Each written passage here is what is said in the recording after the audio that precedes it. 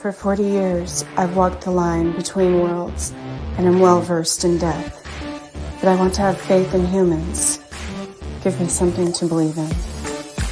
Earth below me, sky above me, fire within me.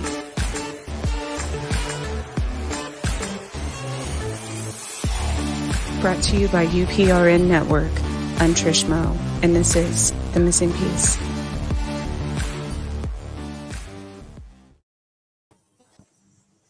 Good evening. Welcome to The Missing Piece. I'm your host, Trish, and we are broadcasting live on New Orleans 105.3 FM and United Public Radio Network. So thank you all for joining us tonight. Our first hour is sponsored by Carnation. Thank you, Carnation. So exciting news this week to announce real quick. The Missing Piece is going to be a 2-hour show now. So the first hour, of course, will be with a guest, and then the second, I'm going to be doing a lot of in the upcoming weeks and the next season. I have a lot of great ideas for things to happen in the second hour, and so stay tuned after 9 o'clock when I would usually end. We've got another hour. So I also have an announcement to make at the end of the show. Stay tuned for that. I'm going to be talking about the rule of three. And with that, Naomi Judd, Project Naomi, and the Naomi Project.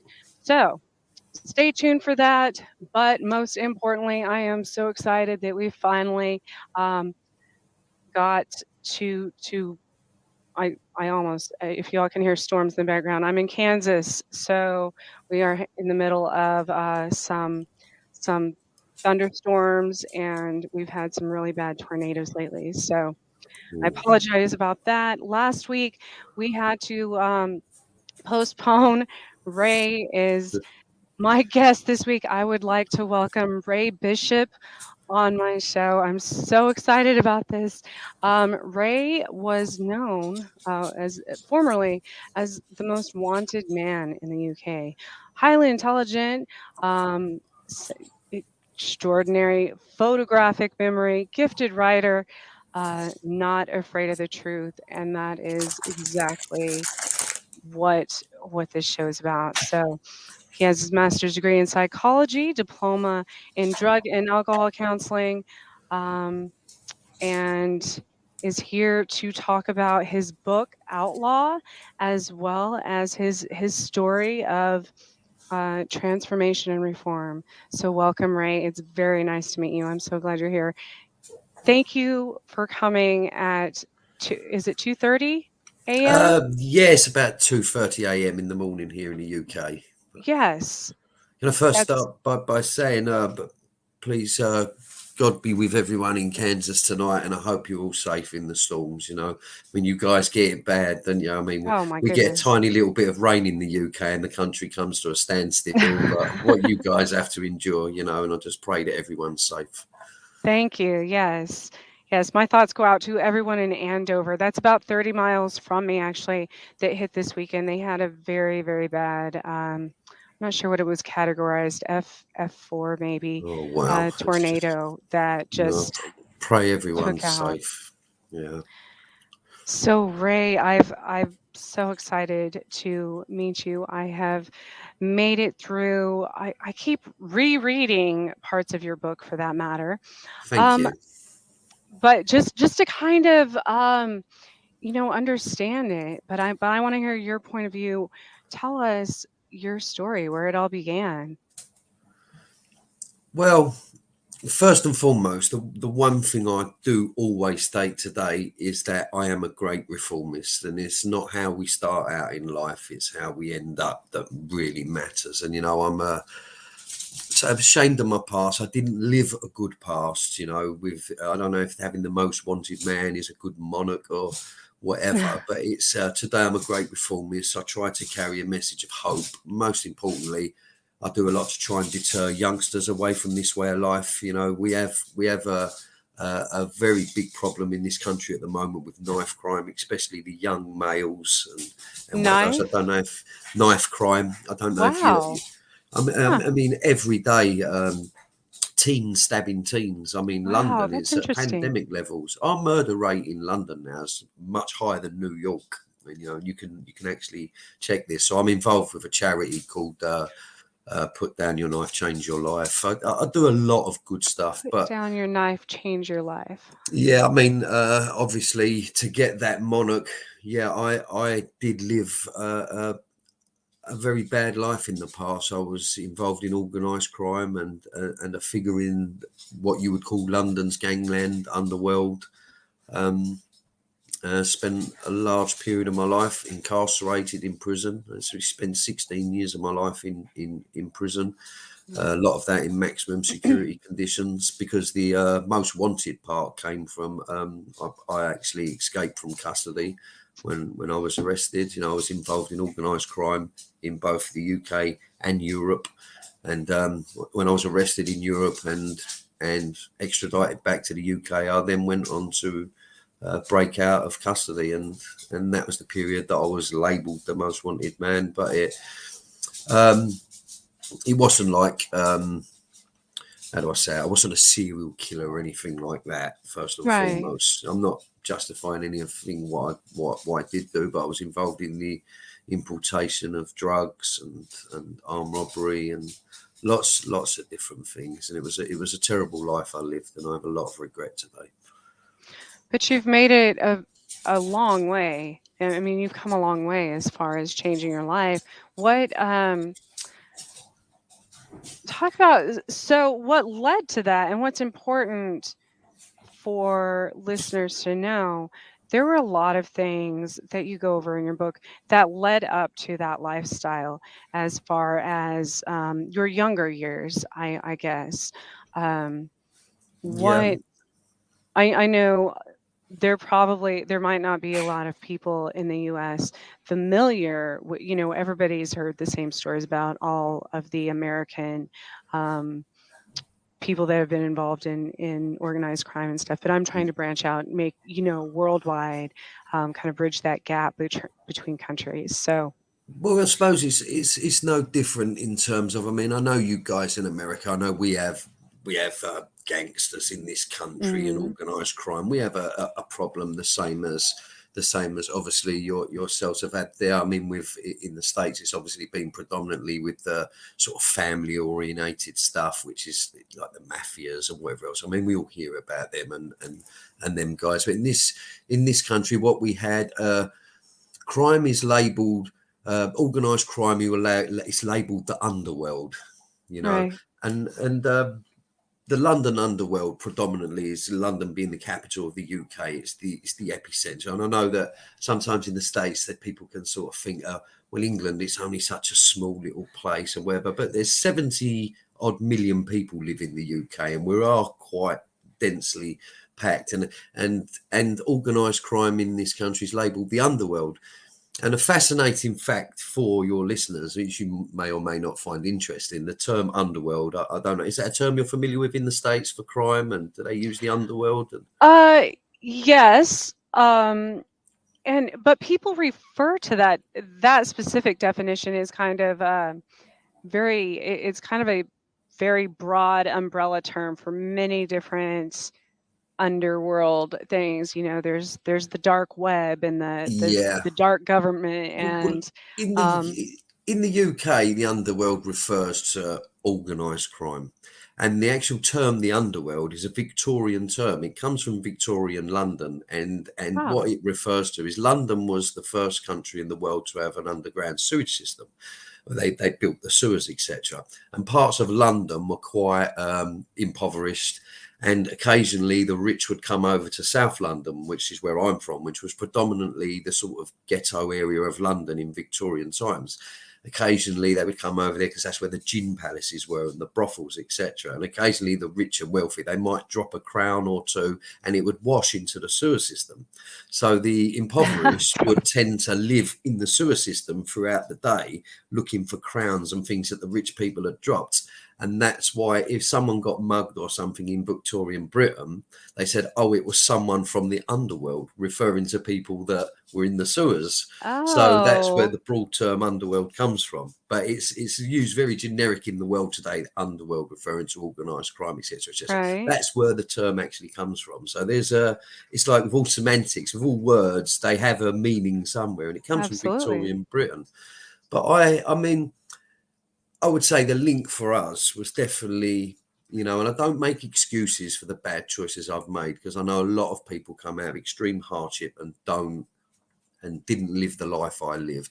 But poverty was a big factor, in London, as in all cities. I know you've got it in your cities, like you Absolutely. would call them ghettos, like in certain parts of New York, which are super affluent. And then you would have your downtown Brooklyns and Harlems, which were predominantly impoverished. And the part of South London, which I come for, was quite impoverished, and as a young man, it was very difficult times to sort of find your place.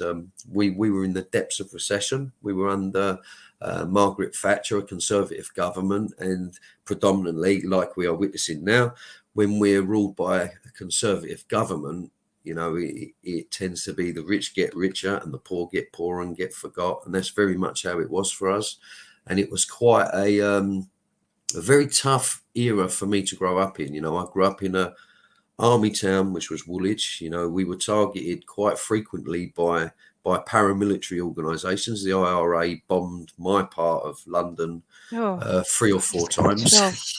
So Man, it, it, it, that's um that's something that is hard for, in the US, we, as a country, we've sent soldiers and been involved in conflicts and such, over the past, but it hasn't necessarily been on our homeland, in our own backyard, um, for a very long time, and so I think that's something that is hard for people to relate to here, to even imagine, in the last, um, 20, 30 years, as far as yes, we've had terrorist attacks and things like that, but I mean, in actual homeland war or conflict.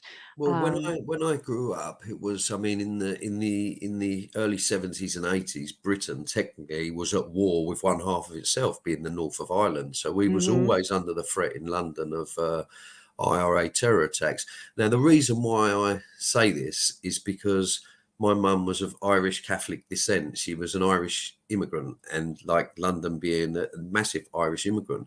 And I suppose we were pretty much similar to like what you were in the States, with certain ethnic groups or whatever would mhm. tend to congregate in certain areas. And my part of London, there was quite a lot of Irish, and we were on the receiving end of quite a lot of prejudice because of being Irish Catholic descent and all that.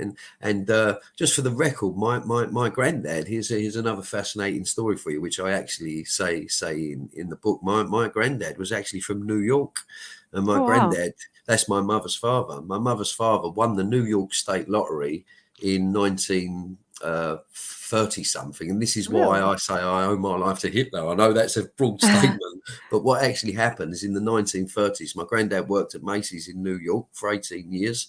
He won the New York State Wow. Lottery back in the 1930s, which was a hell of a lot of money.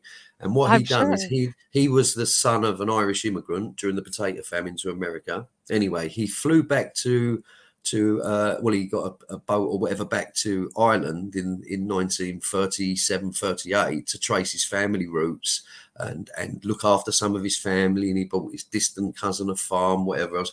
Cut a long story short, the Second World War started. He couldn't get back to America. He met my nan and resettled in Ireland, and the rest is history. So I am of actually semi-American descent, and I do have quite a Wow. lot of American relatives, yeah, in New York and in I've got quite a lot That's of relatives out there, crazy. but I've never been allowed to go, which is one of my Oh, biggest regrets. I've been refused entry to the States twice. I tried to get into the States to come to visit, once to go to a convention and once to see family, and I was refused entry.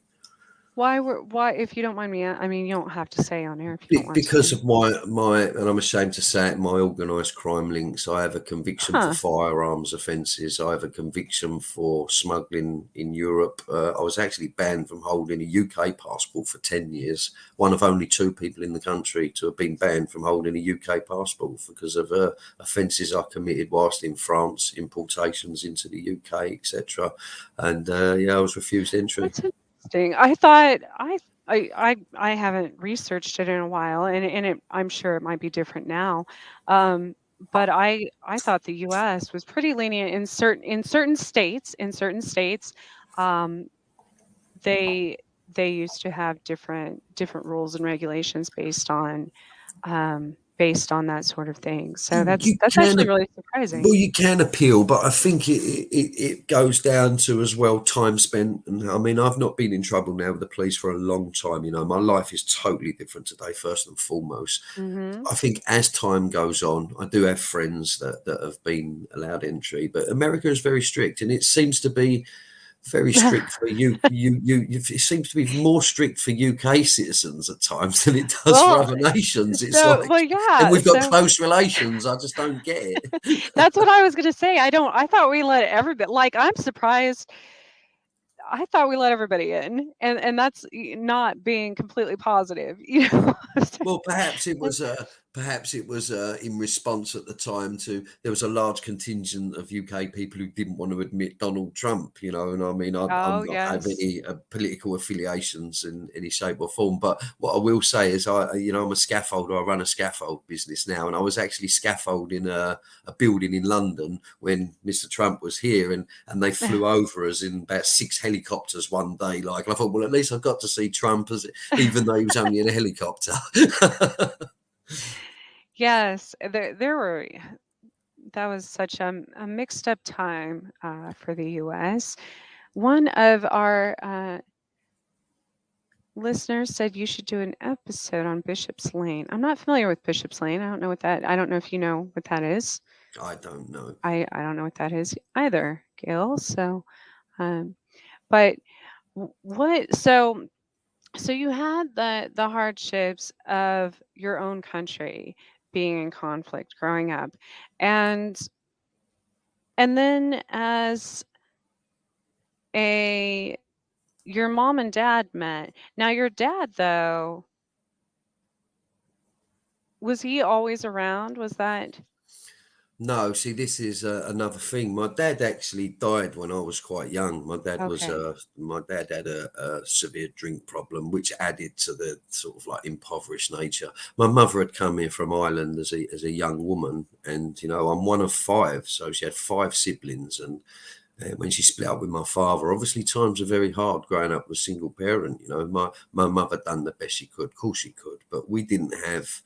There was no silver spoon in my mouth, and that's not to Mhm. make excuses. It really isn't. But as a young child, you know, when you're hungry, sometimes, I started to steal at a young age, like shoplift and little minor petty crime. And as bad as that sounds, at the time, sometimes I went to school when I was hungry, and I might steal something. And with that comes water finds its own level. And from a young age, I was looking and searching to be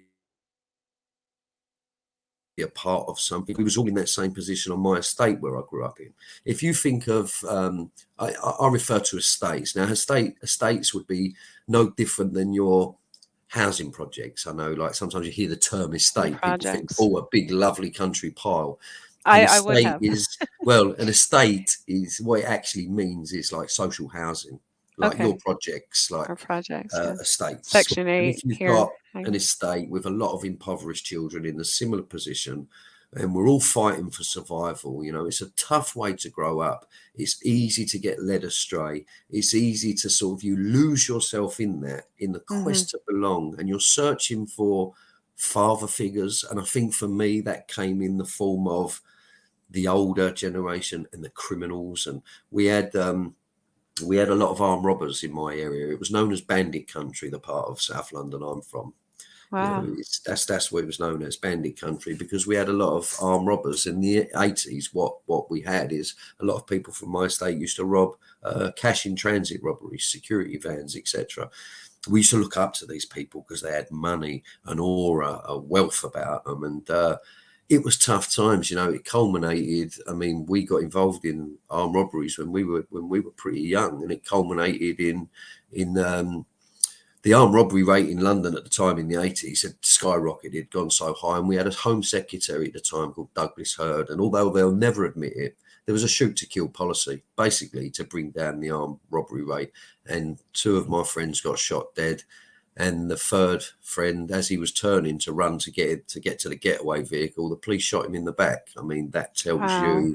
that tells you that it was a shoot to kill policy. It was execution, and he ran to get in the getaway car. They shot him. Luckily, he survived. Two of my friends died. And yeah, so that pushed us into other sorts of crimes. And that's how we got into the smuggling world and whatever else. And I can definitely relate to that. I'm a single mom and I live in a very Topeka is one of the most has become per capita very, very dangerous. And what's scary, as single parents, we try to a lot of times we can't help heal the abandonment issues and things like that, for especially our sons.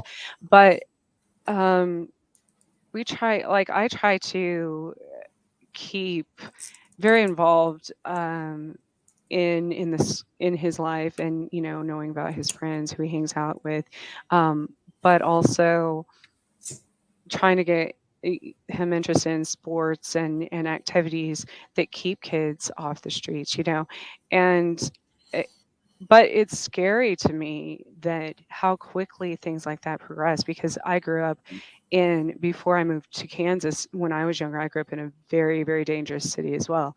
And so I don't want to become numb to I mean, every night there's like shootings in my alley.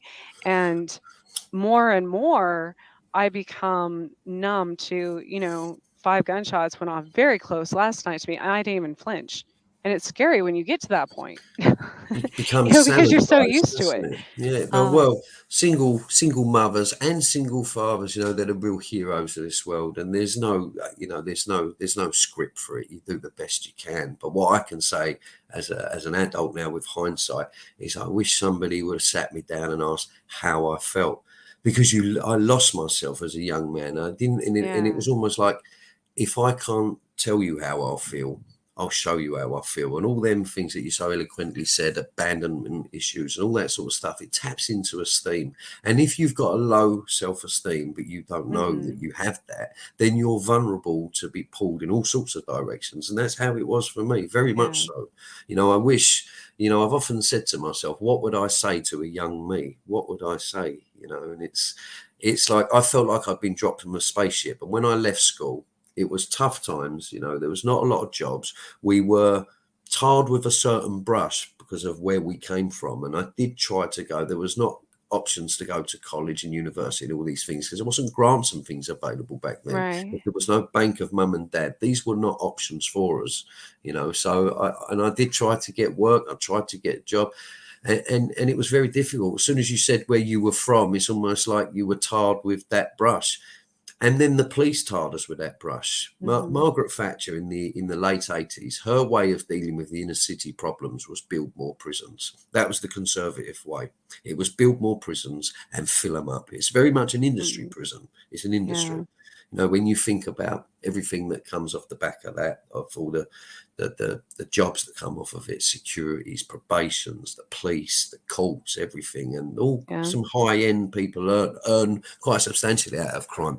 And Karl Marx said it beautifully. He said, if you want to judge any society, look no further than its prisons. And what I can tell you from the period I spent in prison, I pretty much grew up in establishments and spent 16 years in prison. I've met some of the most talented, gifted, intelligent people that you would ever meet in prison. They just didn't come from the right way of life. Their right. faith didn't fit. Does that make sense? And It's that's like, Yeah, Well, it's that's how easy I to found just you and like Linda Calvi and people like that, that great people. absolutely. There's artists and singers and brilliant scientists and stuff that Well, it have been depends. in I mean, prison. to not justify what I've done, I mean, no crime is victimless. But when you see how some of the politicians and people go on in the world, especially in this country, Yes. to us, it's called if we fiddled our tax or something like that, it's called theft. If they fiddle their Mm, expense accounts, it's called a minor discrepancy. And we've right. got, we have politicians here blatantly breaking the law left, right, and centre. You've probably seen it on so it's it's a very grey area, this whole crime We criminality tend to have debate. that in the US as well. Yeah. But I like to say one thing I do like to say is leopards do change their spots, and the reason why I'm so I speak out very much so is because there's not enough people that have given a voice, that have lived the life I've lived, that have gone on to basically reform themselves and do good things in society. There's not enough, and it does show people there's a way out, because I don't think anyone is truly criminal unless you're mentally ill. In the times, like I say, I've spent in prison, no one wants to be there. Everyone wants a better life and they don't want to be doing the things they're doing. But through circumstance sometimes and bad choices, they've ended up that way, Hmm. and if there's a bit more effort spent in trying to support people and help people, no one's beyond reproach, no one's beyond redemption. No, absolutely. I always go by the saying, um, every saint has a past, every sinner has a future. Most definitely. Um, Most definitely. I mean, if you're of a religious disposition, I mean, Jesus Christ said it beautifully himself about there is never such a rejoice as one sinner that reforms in heaven, is there? It's, and we can all change.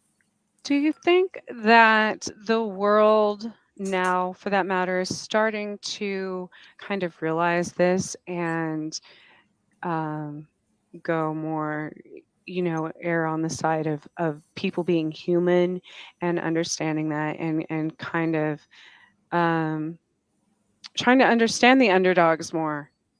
Have I you think felt so. that in the last few years? Very much so. I think we're in a sort of, without trying to sound philosophical, I think we're in an age of awakening of spirit. I think a lot Mm. of people are waking up.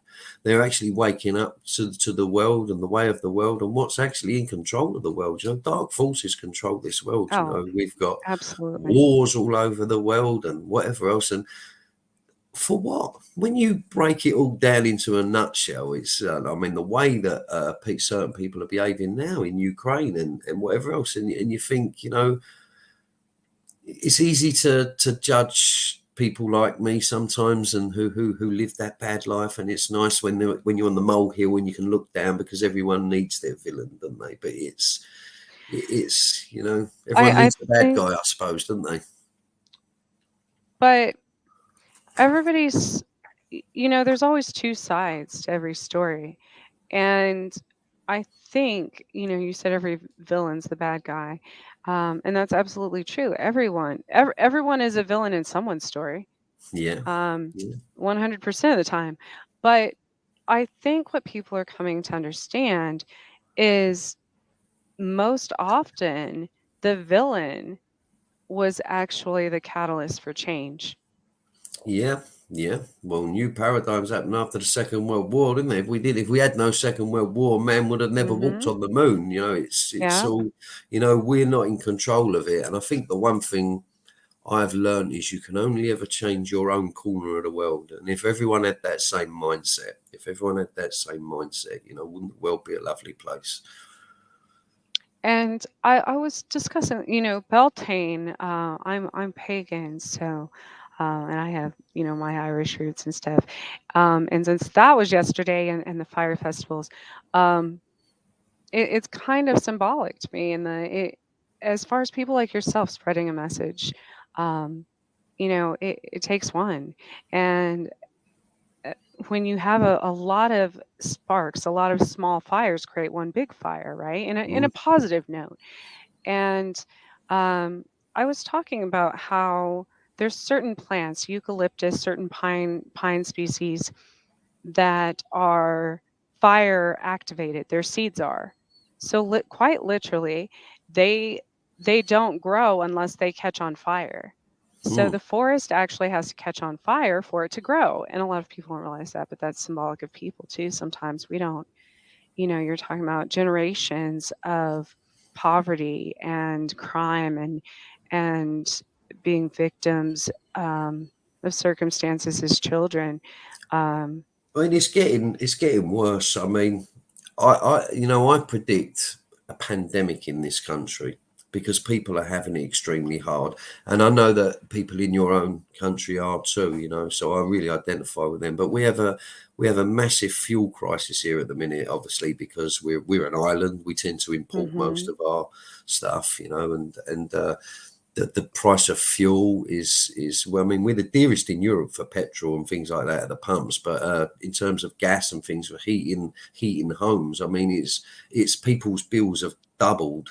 And mhm. and there's a lot of single Yeah, parents and in this country and whatever else on like I suppose you would call it welfare and whatever if they can't work because they've got small children or whatever, and they're really really struggling. We have food banks and everything in this country. I mean, I know people seem to think that England and the UK is this wonderful affluent city and the world leader in financial institutions and all that. That's what they like to portray, obviously to attract business and everything else. But it's the divide is becoming so big in this country now. You have the wealthy and super wealthy, and things are becoming unattainable. Property prices, all these things. And what we have now is we have a generation of young people now that I would say are bordering on mentally ill. We have very high suicide rates amongst young people, which they don't like to tell you about. We have the yeah, knife crime pandemic amongst young people. And it's quick to just say, oh, it's about drugs and it's about gangs and all this. It's about poverty in a nutshell, and it's about lack of opportunities, and it's about things becoming basic hierarchy of needs becoming unobtainable. Young people can't leave home, and if they don't have wealthy parents, they can't afford to leave home. They can't afford the rents, and they know that their only choice now is, be it in the words of your great 50 Cent, get rich or die trying. And that's what we're yeah. getting now. It's becoming, I mean, we are becoming in the UK like, pretty much like what you would be in best way I could describe it now in London, particularly, is like what you would have in like downtown LA. We have serious gang problems here, serious gang problems. And because we don't have ready access to firearms, although they're here and people do get shot or whatever else, it tends to be knives. And it's epidemic That's levels. still really interesting to me that it's going back almost, medieval times Very type much so. hand to hand combat, which brings up another interesting, one of the first things I noticed about you was your history of boxing, right? Yeah, I was a fighter. I was a boxer. Yes, how did you get in? I mean, I was a boxer as well, and I don't want no how trouble. did you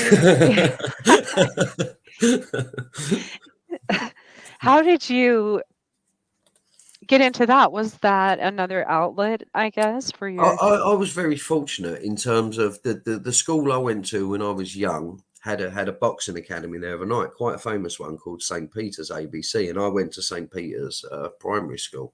And because it had a boxing academy, I was already displaying signs as a young man of having, let's say, behavioural problems. I suppose in today's world, I think we're too quick to label kids, but I think if I'd have been a child today, they would have labelled me ADHD or something. But I'm not a fan of labels, but I think that's what they would have labelled me because I was very hypo, very sort of impulsive, and all these things. And one of the teachers at the school, it was the actual caretaker, fantastic man. He recognised in me and a few of the other lads, and he said, "Right, you need to come boxing." So we actually started boxing when we were young in primary school, and it was something I loved, and I just took to it. And I become very good at it. And later on in life, after the problems I'd had, and I went back into boxing, I couldn't become a licensed fighter, so I actually boxed unlicensed, and I became a British unlicensed boxing champion, which was because we have a big unlicensed Wow. circuit here. So Yes. I achieved the best I could have achieved. I'm not saying I was a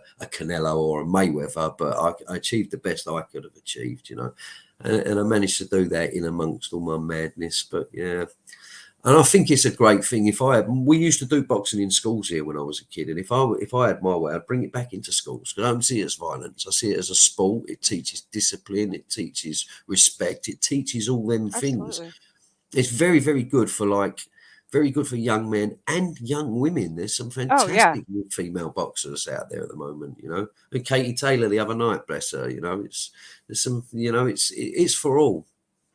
I went from boxing to roller derby, and I mean, I would still be doing that if I got very injured around when I was almost 40. So, so, but yes, You don't look that absolutely. old now. You must have had a good life.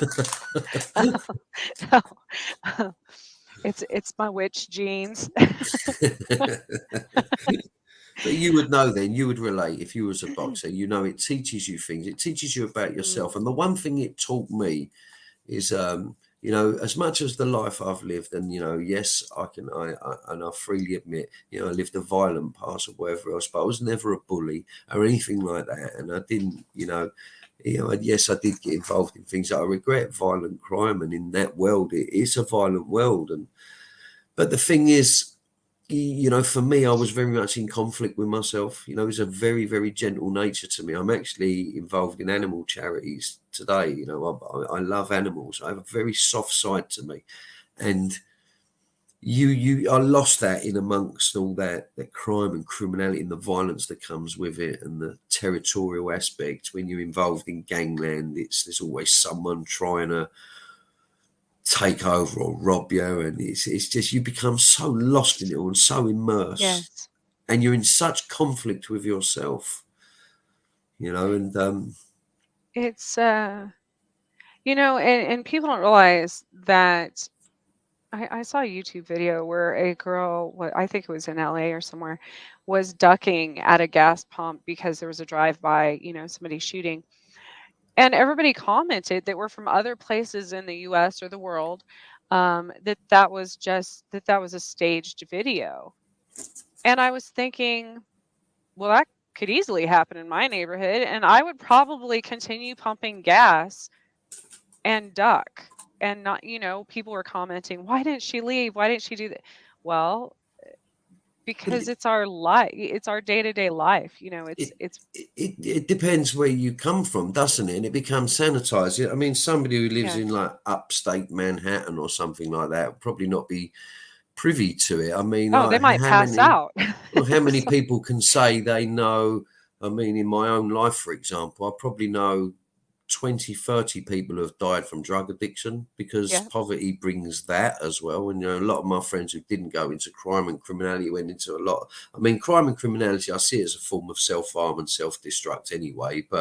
And a lot of people went into drugs and whatever else and died from drug addiction. I also have 7 or 8 friends that have been murdered, and I actually have 4 friends that have been shot dead by the police. And I mean, that sort of tells you sort of where I come from. And I mean, I know that might be the norm for someone who's, say, from Compton or Oakwood in LA or something, or other parts of America that have had them sort of problems. But we have them problems here too. It's just not publicized. It's the norm here. You become hardened to it. You become sort of like, they sanitize death on the movies and whatever else, and you watch a film and everyone gets killed and no one bats an eyelid. It becomes like that in your Yeah. area. It doesn't shock anymore, does it? No. Which is quite sad. It's quite It, sad, it is because sad. if we're like that as adults, what is it like for the youngsters growing up amongst that? Mhm. And I think fear is it's a great plague, and it goes on to cause so many problems in life. I think if you was to ask me how I truly felt as a child, scared would be the word, scared. But I couldn't display that, and I couldn't display fear, and it manifested itself in other ways for me. But how are these youngsters feeling now, especially in the UK, when they're going to school and they're having to worry about these bloody gangs stabbing them and whatever else. And we are talking about school kids Yeah. stabbing school kids, There were, my school had metal detectors, and this was in the early 90s, Yeah, before all these school shootings in higher class, middle class neighborhoods, yeah. things like that in the US. People didn't even know that this went on. It's like we were in our own little world. There were kids dying on my playground. We had Oh, armed security guards on every hallway. We had drug dogs come in and search lockers a few times a week. That was normal. And I was friends with gang members. Um, I would say acquaintances for protection yeah. because I grew up in southwestern New Mexico, and so I was one of few. I was the minority there. I was the redheaded Irish girl in a class of 700, and I was probably one of maybe, I don't know, very small number of white students for that matter. So Well, I mean, it is. I mean, you live in a country which is like, I mean, I don't know a lot about, but I know in certain states they are gun states, aren't they? I mean, guns are mhm, freely owned and freely yes, whatever. And I know there's obviously no doubt a lot of responsible people that own them, but there is the irresponsible minority. And if people are mentally ill, the hmm one thing I say about firearms, and I'm somebody who committed armed robberies and whatever else, you may think you're in control of that gun, but you are not. That gun is in control of you. And in the right situation, anybody can kill anybody. They really can. And we see that in yeah, war and conflict all the time. People that would never in a million years kill people. I mean, you've only got to look at the history of the Second World War. I mean, the German people and all the other nations. I mean, they had to go and kill or be killed or whatever. And if hmm you put too many guns in a society, it's I'm quite glad that we don't have a free and open gun policy in this country. People do have firearms, don't they? But it's At the same you know, time, here, they used to have a concealed carry license requirement, and then they have open carry. But more often than not, I mean, obviously, there's a pretty strict um, background check to own a gun and to get well, I suppose but they're okay if they're in the hands of the good guys. It's well, when they're in the hands what of the bad happens guys. when I see somebody openly carrying like that, um, that doesn't scare me as much because usually they're the ones, if somebody comes in threatening other people who are illegally carrying a weapon, they're the ones that kind of defend the people who don't have weapons. So not always, but sometimes. I don't know. It's a whole. Which is what I mean. In this country, there's always the ongoing debate about the about capital punishment, because I mean it was abolished Mhm. here, as you know, in 1968, I think it was. And I know you have it in your country, don't you, where you still have capital punishment in some states, don't you? And Yeah. it doesn't act as a deterrent, because I No. believe by virtue of most violent crime, most people when they commit violent crime, I don't want to label everyone, but in that moment when they commit it, they're either mentally ill or behaviorally ill, spiritually ill, or emotionally ill. hmm Because human beings, we've all got that capacity, but we've also got the capacity to walk away or make a better choice or whatever. So it doesn't act as a deterrent, does it?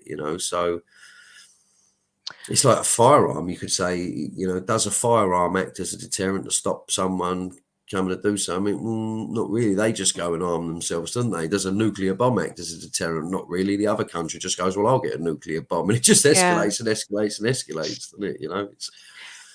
And I think that's one of the things, everything that's being done is kind of building more prisons and doing this. That's Yeah. just that doesn't help anything for one. That's just kind of a band-aid Well, for it's like, the we're heading problem. towards a place of one half of the country locking up the other half, Right. or And so it's not getting to the root of the matter of what needs to be healed. And that's the war within ourselves first. yeah.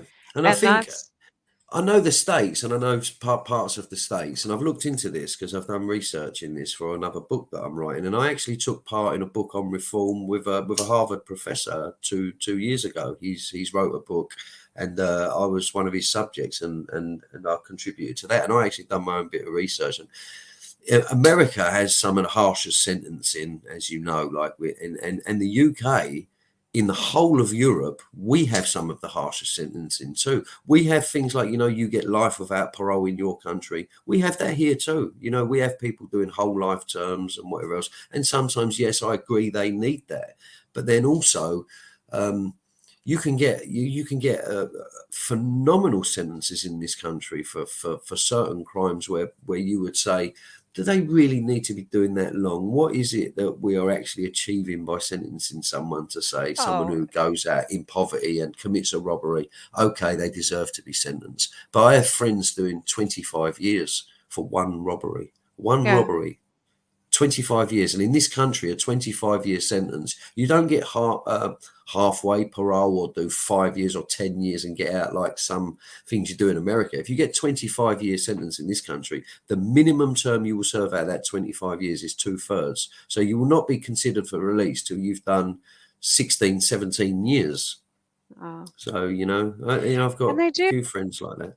they do have that here. I have had a friend a long time ago that um this was before, so now marijuana has become legal in quite a few states, but before it was, I have friends that in the past that went to maximum security prison for being caught with, an ounce of marijuana or something ridiculous, Crazy. which is now legal in those same places they were arrested. And that held a harsher prison sentence than some rapes and murders, Well, which that's to me, wrong. I'm like, That's wrong. and Well, they if weren't, it's not even like people that were selling it that, they were just caught in possession of, which is ridiculous. Well, I think, I mean, in terms of, I know it's a whole new debate, and I know a lot of people perhaps wouldn't agree, but I'm in favour of decriminalisation of most drugs. And the reason Yeah. being is because they can be monitored, they can be taken out of the hands of the criminals, and the Yes. money generated can go into helping those with problems and And they drug can tax it addictions too. and Yeah. whatever else. And, people are going to take it. The fact that Yeah, these substances are absolutely. illegal. My friend got arrested for a drug case once, and he got a long sentence. And he said to the judge, "I never sold drugs to anyone that didn't want to buy them." and Yeah. I get what he meant by that. And Yeah. I'm not throwing. I don't want to be too political here, but what I will say is someone who's grown up in amongst that and had problems with addiction myself in the past. I've seen that there has to be a better way just in criminalising people, especially addicts. And addicts, in a lot of circumstances, they're not well people. They're actually mentally ill. And the World Health Right. Organization recognises that addiction and alcoholism is actually a form of mental illness. It's an illness. They need treatment, not incarceration, not to be Right. penalised, not to go into the penal system and get no help and just fall deeper into themselves and come out and end up overdosing and dying, which is happens a lot here. People get released from prison with that have had drug problems. They go into prison, they've had a drug problem, they come out totally untreated, go back on the drugs, they've got no tolerance or whatever, they overdose and die. Happens a lot here. Because I do work with It happens ex here addicts, too. as you know, with Yeah. a diploma in counselling. We have that a lot here. We fail them. We fail them. People that could be helped. Because the I think funds the are not there, same the thing money's not there. here. But it shouldn't Yeah, it but it is. It is. There's people, here's the big thing to me, especially in a time with the internet when there's kids, and I tell my own kids, I tell other students things like this, because now is a time where humans are paying attention to other humans that aren't necessarily in the news, that aren't celebrities, real people. We're in a time where kids have the ability to influence millions of other people across the world. yeah, And they're not all using it in a smart manner. They could be doing so much more than teaching others how to eat Tide Pods, or you know what I mean? yeah. Like Well, do you know There's so what we many, had? or how to twerk or something. Like use that gift that you have to have a voice and spread a message for something good. We had a massive problem here with because of the harsh penalties for drugs and whatever else. I mean, we have some of the harshest. It's been proved in Holland and places like that, other parts of Europe where they're a lot more liberal.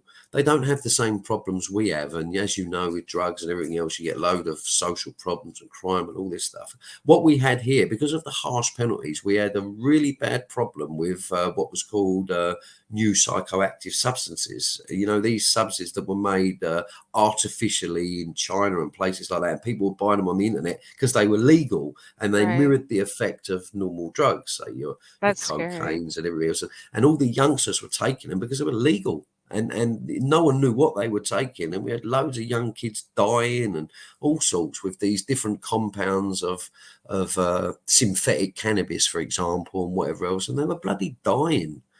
You know, it's a travesty. Travesty.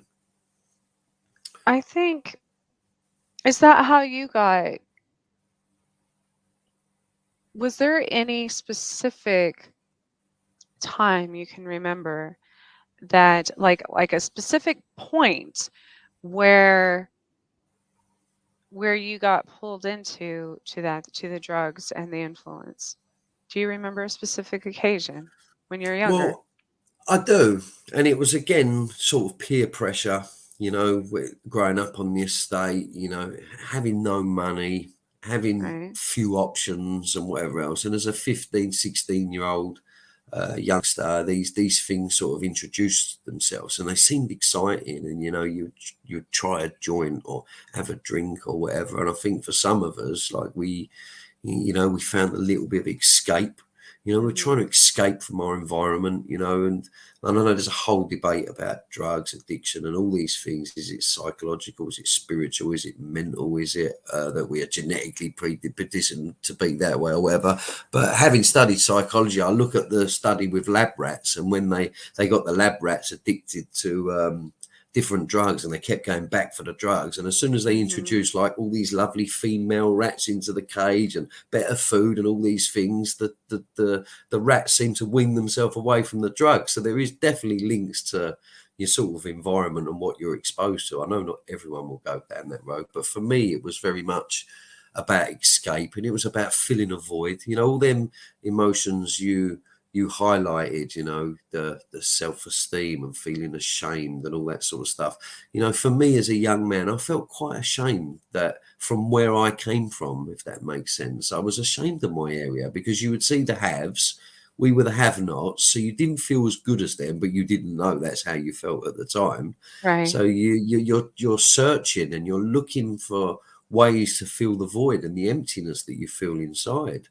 And for me, it was very much just a spiral, and I spiraled in, and when I spiraled into crime and progressed to organised crime and all that, by the time I started to realise I don't want to be here, it was already too late. I was so heavily immersed in that world that you become totally lost, and it's almost like you're being driven by dark forces. You know, at one Yes. point I felt like I was just being totally controlled, and although I'm ashamed to admit, at the end of my criminality, before I found some sort of inner redemption, I was quite capable of pretty much anything, you know. And my life could have gone any way, you know. I could have killed, been killed, or spent the rest of my life behind bars, you know. I was lucky that it panned out the way it did for me, you know. It's amazing that you've turned your life around in that manner. And yes, absolutely, I can relate because it it's not just uh the neighborhood, the the peers of kids. It's also, like you said, with your having a single mom, because we feel the guilt of that. For myself, we ended up here kind of by default during the shutdown because we were being kicked out of our house in a smaller community and a safer community with nowhere to go. And so but so as a mom, when we end up in those situations and we feel our kids, that's another conflict in itself. And even though parents try not to project that as well, it Mm. still becomes, because we feel guilty for putting our family here, they feel ashamed for living. And so while the mom's trying to get them out of that, you know what I mean? And it's a whole, like you said, it's a spiral. And then it spreads to the school. And then the teachers, eventually, you see how it just, everyone, the negativity and the downward spiral of that creates this giant, well, like a storm, like a tornado. It Um, does. I mean, I'll relay this story to you, and this is the absolute truth. Honesty is a very integral part of my makeup today as a human being. And yes.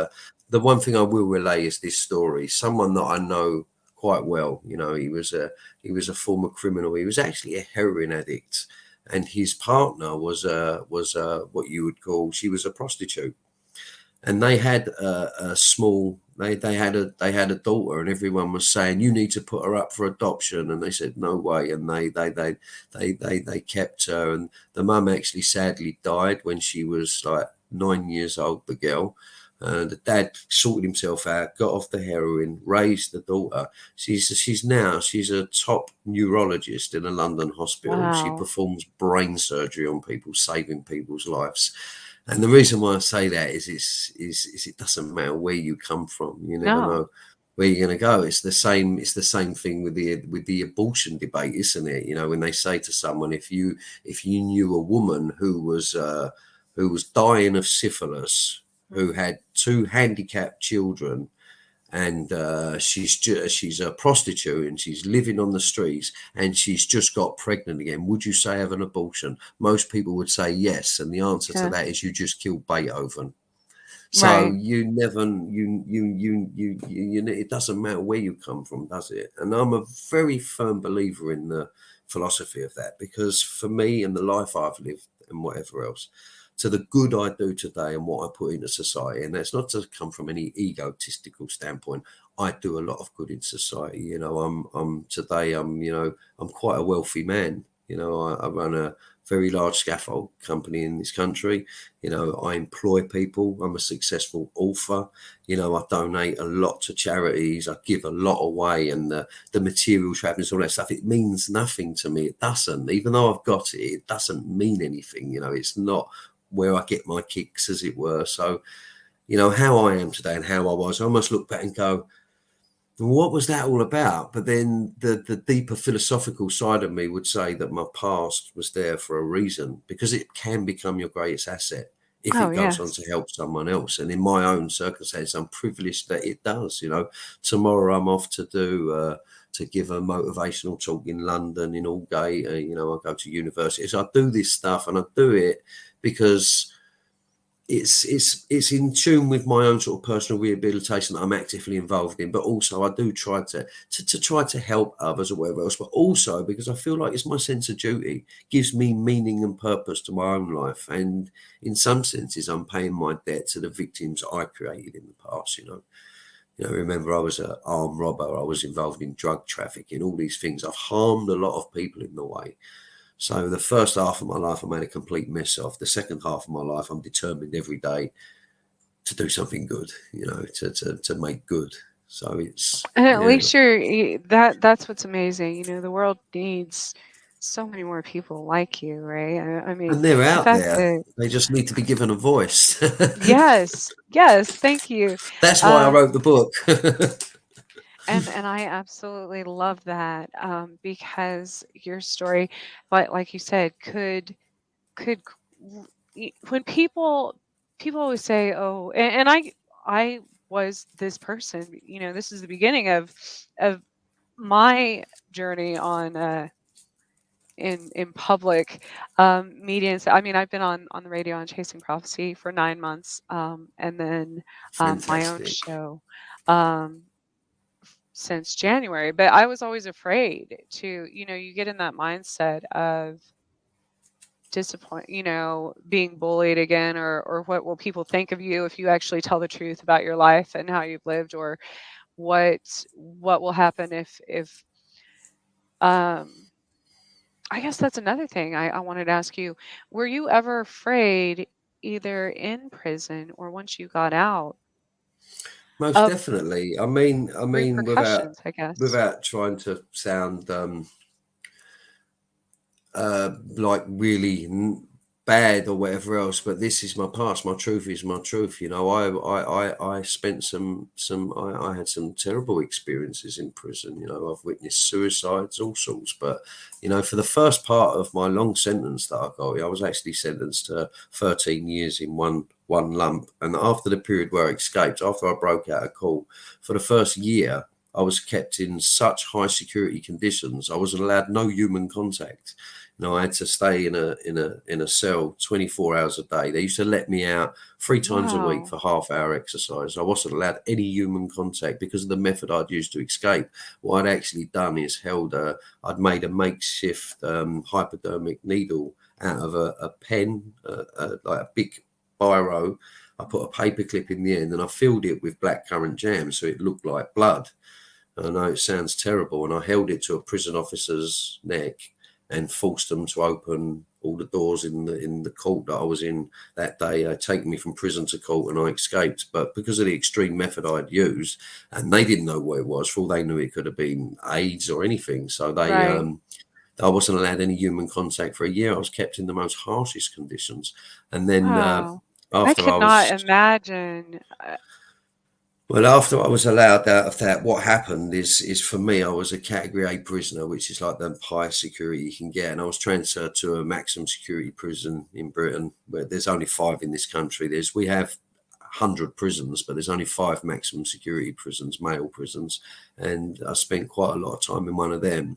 And then because of the behavioural problems I had, and at this time, you know, I like to say I was untreated for my behavioural problems or whatever else. You know, I was that close to going to a psychiatric hospital called Broadmoor, which I don't know if you know.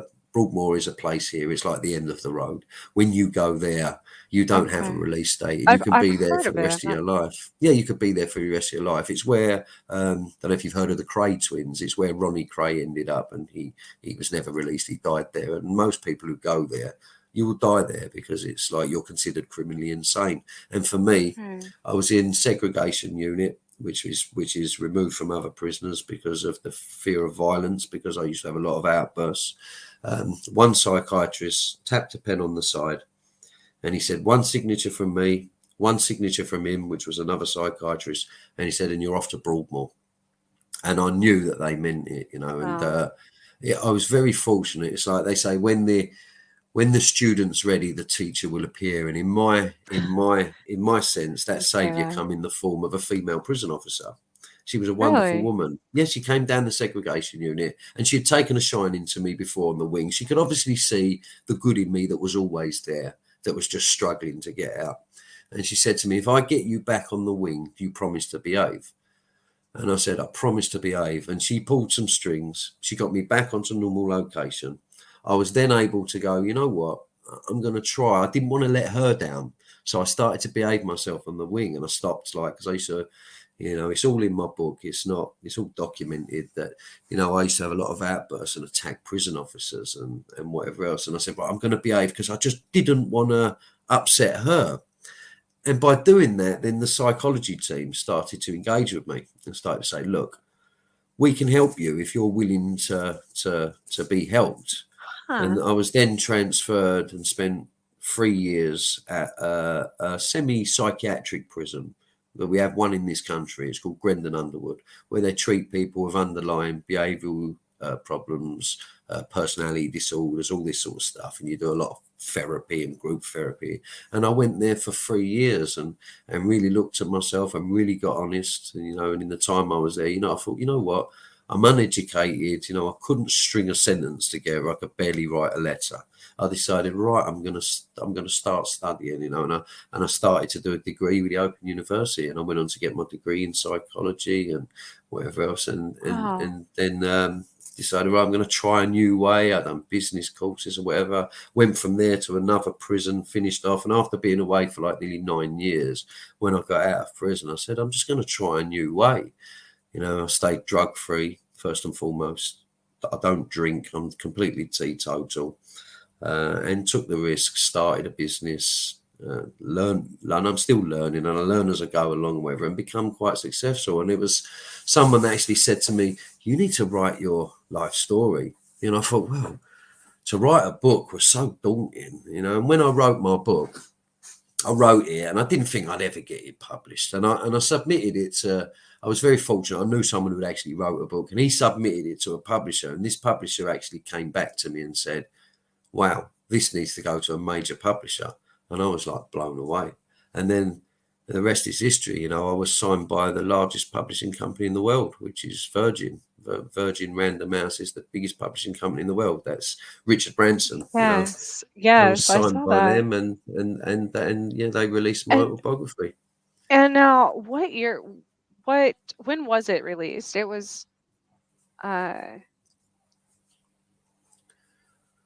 what year was your book released? Well, initially it was 2014, but they revised and re-edited because of and it came out recently. It's entitled Outlaw, Okay. learning the lessons as Britain's most wanted man, and it's out now. It came Well, out no, 3 weeks that ago. was what my confusion was because I saw that it came out in 2014, but then it was I didn't understand Re-released, the yeah, okay. yeah, re-released 3 weeks ago to a wider audience because I didn't have a chance before to sort of do any publicity or anything like that and things I was supposed to do. And then we had the pandemic, which made everything. Yes. Obviously, we was in complete lockdown here for 2 years, like no doubt your own country was. It's so yeah. I could just never. So now they wanted to re-release it, and at the moment I'm actually in negotiations with a film company, the I BBC here and Channel Four here. They all want to that was buy my next thing. I was gonna they all want to say. buy the rights to it, because it seems like I've lived this mad life from like an unlicensed boxing champion, an organised crime, to be a successful businessman, to be an author, and it's like I've crammed a lot into my 50 years, as it were. It's like my life has been a bit all over the place, but I mean, in the book, I'm very open about things like mental health and all this sort of stuff. And I think some of the greatest rewards I get today, and again, this doesn't come from an egotistical standpoint, because it was never about money, never being about wanting to be a big I am or all that. So I'm not interested in any of that stuff. I've had messages from people, from young men who say, "I believe I can change my life," and people in prison, that have read the book. I get messages through Facebook and things like that. Wow, if you can do it, I can do it, or whatever. And that gives me a real sense of satisfaction because that helps me make sense of my own life. You can change one person's life, then it's a success, right? Yes. And that's what I was just thinking, listening to you, you're such an inspiration, not only to me as an adult, but I was like, wow, you should, shoot, you should speak at my son's school or something. I mean, you can only. I mean, I know people say that I'm quite inspirational. Everything is borrowed. I'm only inspirational because I've been inspired. And like I say, when the student's ready, the teacher will appear. And I'm very fortunate that I don't believe anything happens by accident in this world. I don't And either. people are placed in your life at the right time. But if you are not switched on, Alfred Hitchcock said it so beautifully. Now, I use quotes because they have a lot of meaning for me. Alfred Hitchcock said, "Every success in life and every opportunity happens by complete accident." He said, "All you can ever be is in the best place emotionally, spiritually, and mentally, should that accident arise." And I Oh, think that is such a beautiful saying. We miss so much beauty in the world, and that's yes. how it was for me criminally. I missed the beauty of the world because I was so switched off. But when we are switched on, we Hmm. start to notice things and we start to see why people are in our lives. And, the wisest amongst us will say, if you want to know where you're at, look at the company you keep. Water finds its own level because the nature of the human condition is we are prevented from seeing how bad our life is at times because it's our way of our own defense mechanisms to keeping us safe. If you Yes. if you want to get self-esteem, then you need to do esteemable things. For me, that came in the Yeah. form of education. I started to educate myself, and when I started to get my grades and my marks, I was like, wow, it felt good. It was the first time I'd actually done something that I felt good about, you know. And that's how it started for me. It's a process. It is, and it's it's hard, being patient in those processes. You know, as Well, humans, we we want it want all now, but instant sometimes results, right? we want for instant gratification, but sometimes we're not ready for that. You know, we're just not Absolutely. ready for that, and it takes time, and we have to mature emotionally to be able to deal with things. It's like with success. I mean, with success comes great maturity and knowing how to deal with it and all that stuff. You know, this is why a lot of these superstars or whatever go completely off the Mhm. rails and go bananas. They can't deal with it because they're not emotionally intelligent enough to deal with it.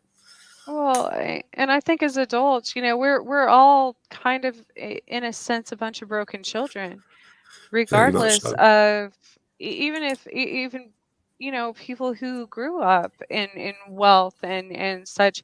It's still the world.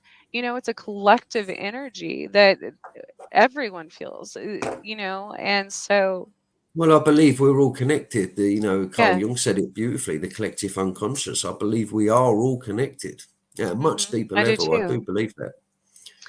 And I was gonna say, before I forget, one of the things I don't know if you're familiar with. I use a lot of um, when I healed myself from Lyme disease. I use a lot of herbs and stuff and teas.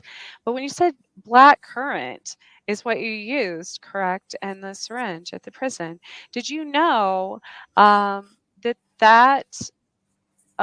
that fruit is directly it's linked to the throat chakra? um, you use it to speak your truth, which is Wow. symbolic of what you What I did, said, if I essentially. can't tell you how I feel, I'll show you.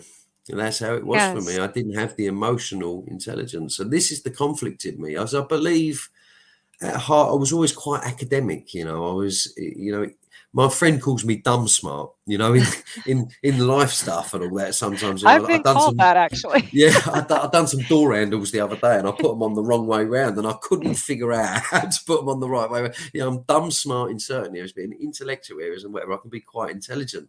And I think Yes. it's addressing the balance sometimes. If the EQ matches the IQ, you're half okay. But with emotional intelligence, it's taught me this much. It's taught me this, and someone who can speak openly about who suffered from some terrible depressions in my life is that it's taught me if I keep the highs a bit lower, it brings the lows a bit higher, and we sort of a bit more balance, you know, because you know you can get some Good way to success in think of life, it. and I've had that recently, and you can sort of run away with that. And I suppose it's okay to have your head in the clouds as long as your feet are firmly on the floor, and that's a great mantra for me, you know, and it's helped me deal Yes. with.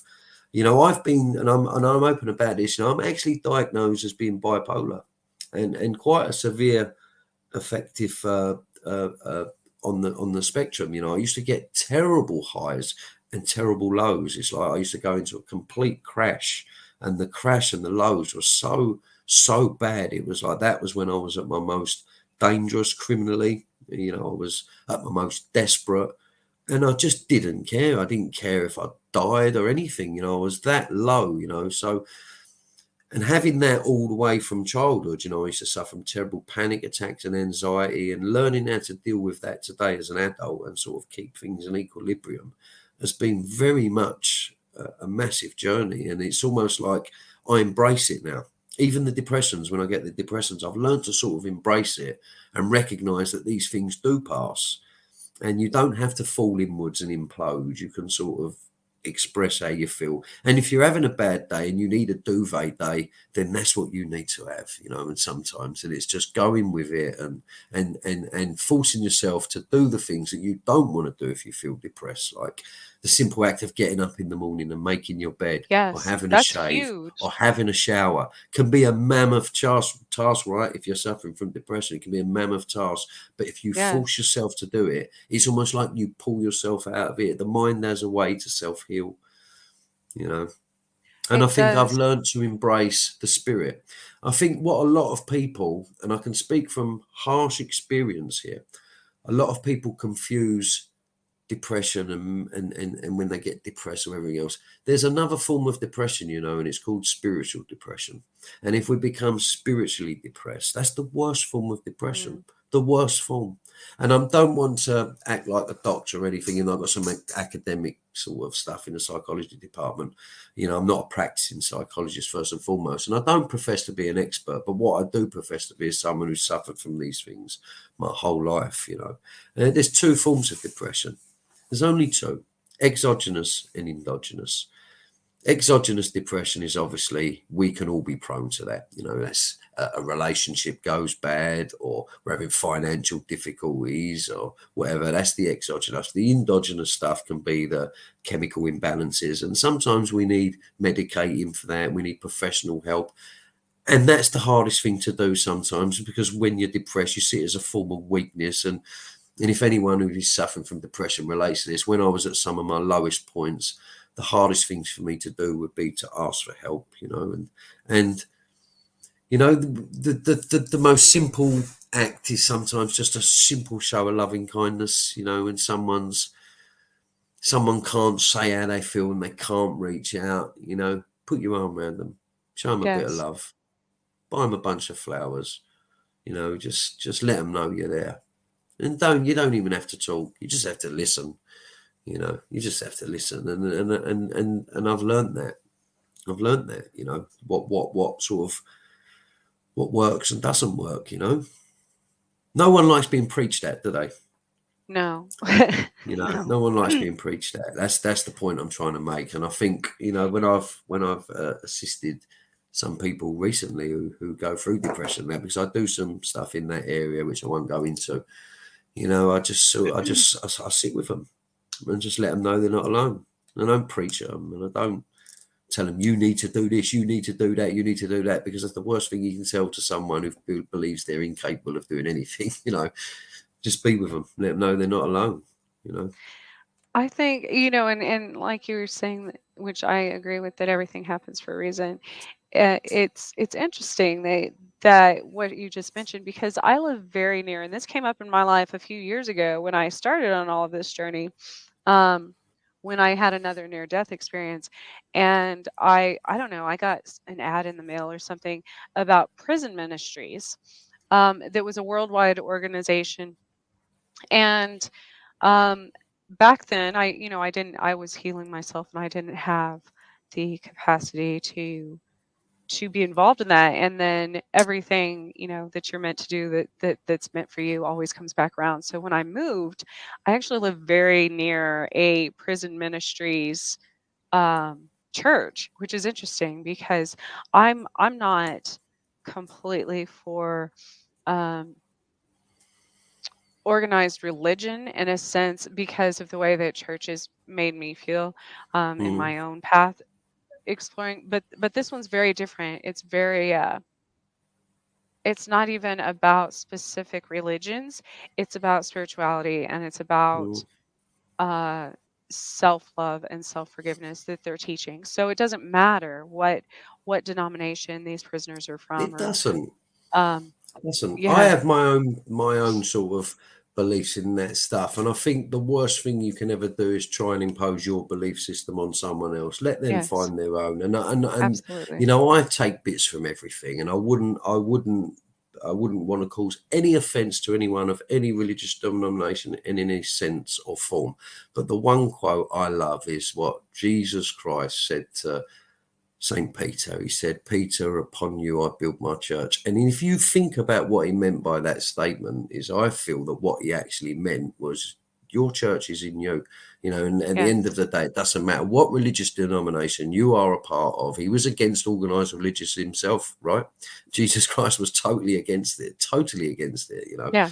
And I'm not saying I'm a Christian or whatever, I'm not saying that, but I do believe in aspects of the Bible, and I do believe Jesus to be who he said he was, but I'm not going to preach Oh, that I on do too. anyone. But and what I think he meant by that is it's not about practicing faith. It's not about just going to church and praying and worship. It's about your relationship Yeah. with a God of your own understanding. And that God is within each and every single one of us. And we're all on our own path and our own journey. And I believe that's the purpose to life.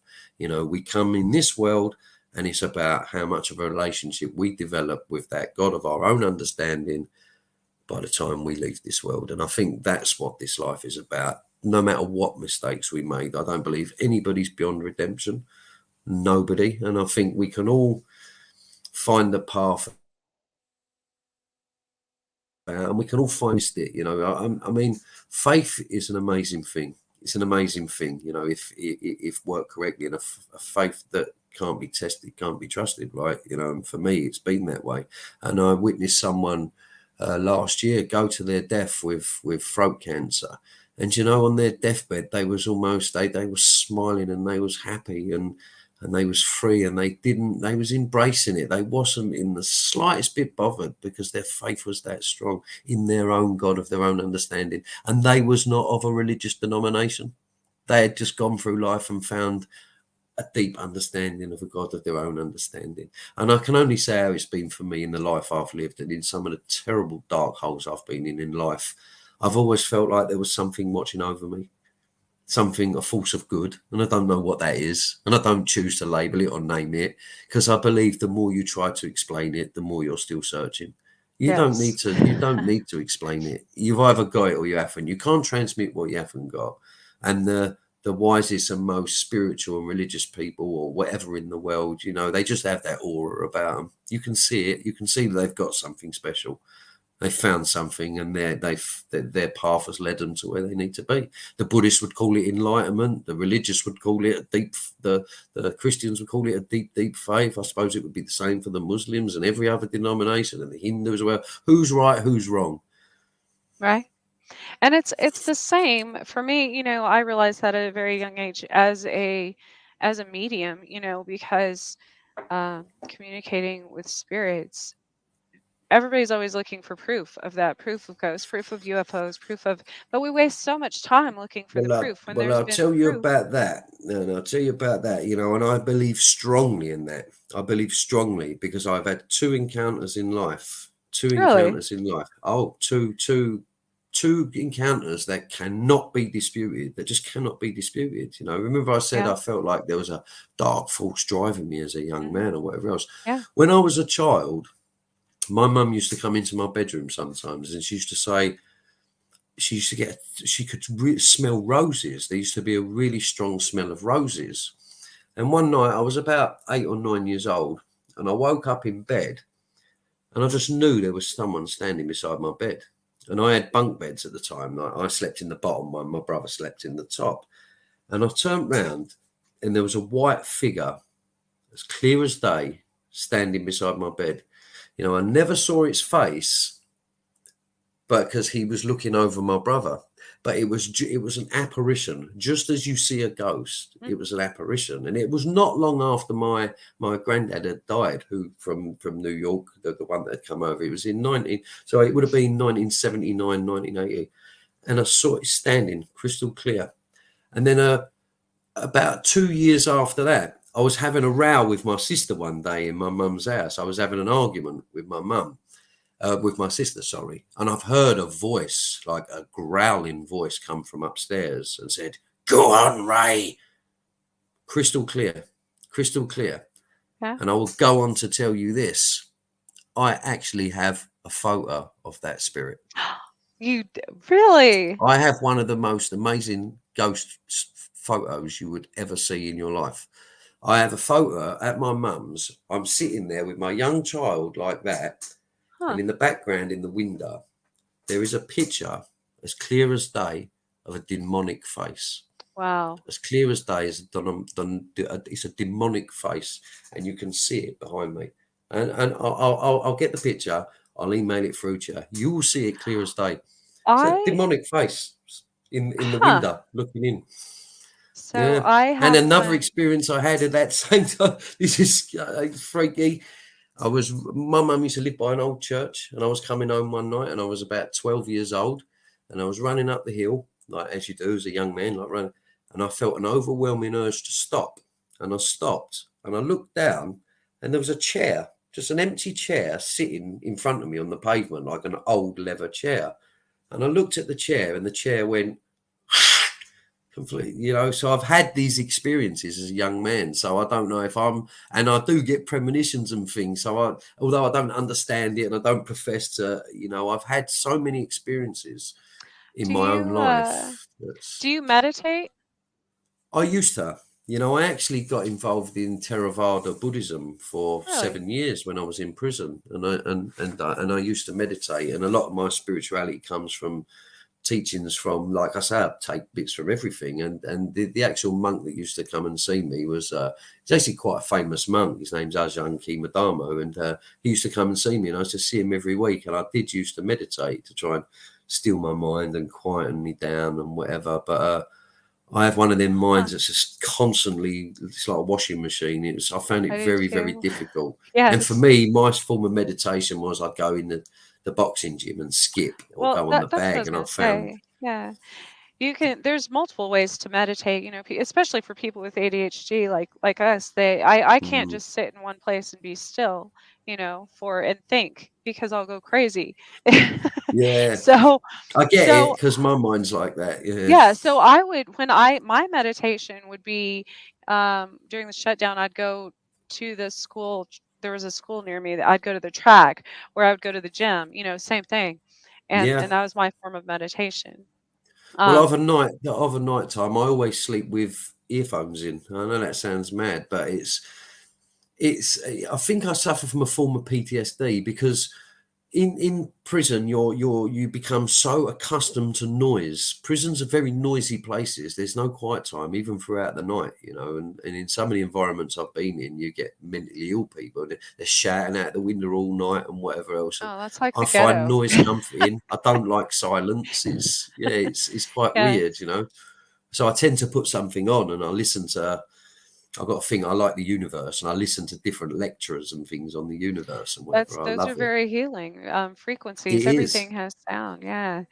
And that's another thing. I was gonna say, we spoke with Jerry Sargent from the UK last last week, week before I meant to listen, but we went away for the weekend. last, We our went, so I didn't get a backgrounds. chance. Um, I've not heard of him, but like I yeah, say, the UK is a he big place. yes. Yeah, I'll have to send you his information as well. He grew up in a, life of crime and selling drugs and things like that. So he has very interesting story, very doing great things now. Um, that's one. And then I was going to ask, so my next topic tonight, which I would love for you to stick around and give input on it. Before that, where can people find?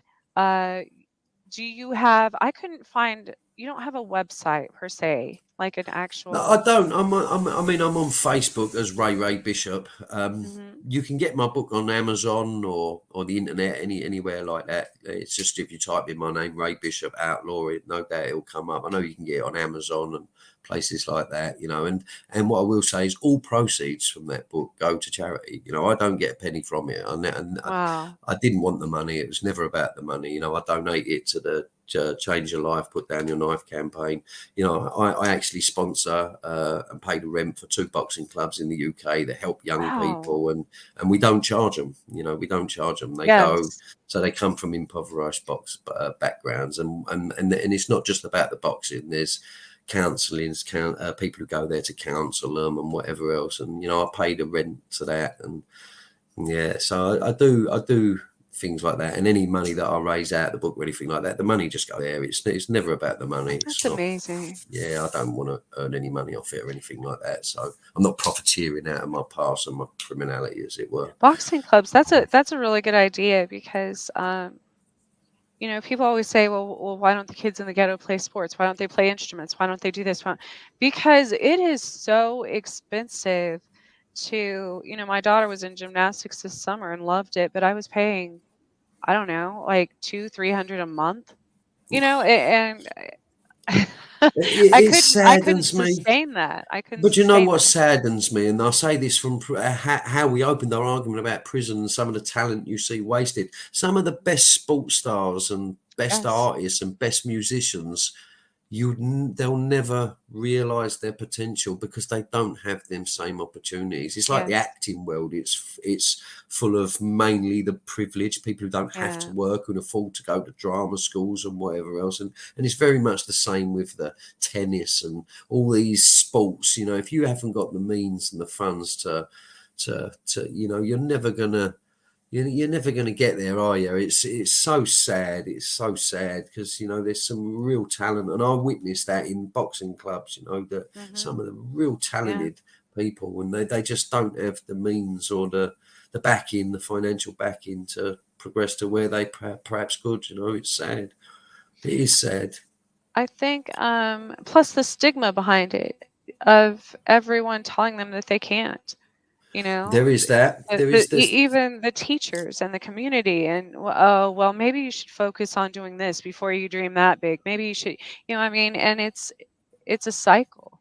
Well, I And think, Peter, I think I wasn't really exposed to a lot as a child. And I think if the more things you can expose a child to, they will find their potential somewhere. I mean, everyone has got a talent. Everyone. mhm, Every yes, person alive has got a talent, but we not were everyone all put finds here it. for a purpose. Yes. 100%. Everyone's got a talent. And every time I go home to my parents, my mom has had this newspaper clipping on her refrigerator for as long as I can remember, and it always reminds me because it says, "It's never too late to become who you might have been." Never. And it's never too late. Never. I And don't care. that doesn't always mean financial. We No, come into no. this world with nothing and we leave with nothing. Yes. It doesn't always mean financial. I think we're geared in society now that everyone confuses success, sorry, with financial means and how many Mm-mm. toys we got. I think it's about being happy. I think it's about being Yes. productive. I think it's about being somebody that people want to pick up the phone and say, "Are you okay?" and "How are you?" and having that connectivity. I think success is in who we can count in our pool as friends and all that stuff. It's not about financial. It really isn't. That stuff doesn't make us happy, and it certainly doesn't make us better than No.